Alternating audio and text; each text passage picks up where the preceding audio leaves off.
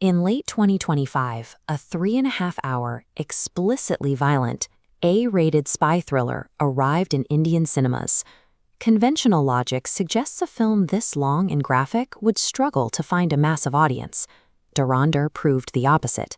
This chart shows the scale of that dominance. While a typical Bollywood hit peaks around 500 crore rupees, Dhurandhar climbed past the 1,000 crore mark to finish with over 1,350 crore worldwide. On Netflix, it became the first Indian film to rack up over 7 million views in a single weekend. Yet despite that massive global footprint, you couldn't buy a ticket to see it in Dubai, Doha, or Riyadh. The film was practically banned across all Gulf Cooperation Council countries. In Pakistan, journalists and politicians condemned the film as a direct attack on their national identity. But that official outrage didn't stop the viewership. The film was reportedly downloaded through piracy sites over 2 million times within Pakistan alone. This is a film that transformed Karachi street gangs into a centerpiece of Indian geopolitical tension.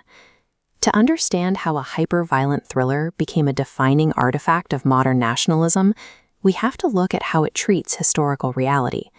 The movie opens with a standard disclaimer, stating it represents fiction. But as soon as the plot begins, the script meticulously anchors its story in a series of highly documented, real-world tragedies. The movie builds its geopolitical stakes on the 1999 hijacking of Indian Airlines Flight 814. It drops its characters directly into the tension of the Kandahar tarmac. As the timeline moves to 2001, the narrative escalates by incorporating the real-world terrorist attack on the Indian parliament into its storyline. For the 2008 Mumbai attacks, the film splices actual terrorist audio transcripts onto the screen. It uses real footage of the Taj Mahal hotel burning to frame its fictional mission. To counter these real-world horrors, the script provides an entirely fictional solution: the insertion of an invincible Indian super spy into the criminal syndicates of Karachi. By stitching a fictional hero into the literal fabric of historical trauma, the film invites the audience to view cinematic revenge as an extension of the real world. The script's messaging is equally explicit about its politics. It includes dialogue that openly criticizes past Indian governments, characterizing their responses to terrorism as weak-kneed or ineffective. The ideological center of this story is a character named Ajay Sanyal.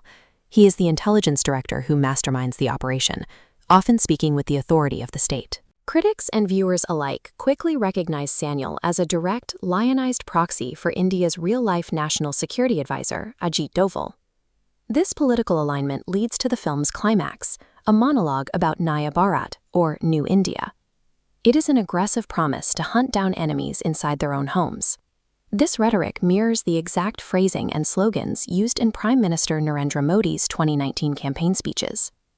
The film isn't just reflecting current events, it is acting as a retrospective justification for the ruling party's muscular military and counterterrorism doctrines. The release triggered an immediate backlash. Sociologists specializing in Karachi's history criticized the film's distorted portrayal of urban conflict, while others pointed to deeply ingrained Islamophobic undertones in the depiction of the Karachi neighborhoods. The outrage eventually forced a change in the product itself. After marginalized communities issued legal notices over defamatory dialogue, the filmmakers were forced to legally mute the word balagh in theater prints. But despite the international bans and the domestic legal battles, the film's commercial performance never wavered. The controversy seemed to fuel the momentum rather than slow it. The success of Dhurandhar suggests that explicit alignment with current government policy is no longer a niche approach. For this production team, it provided the path to becoming the highest-grossing A-rated film in Indian history. The most far-reaching political messaging in 2025 didn't come from a press podium. It came wrapped in a 3.5-hour action thriller.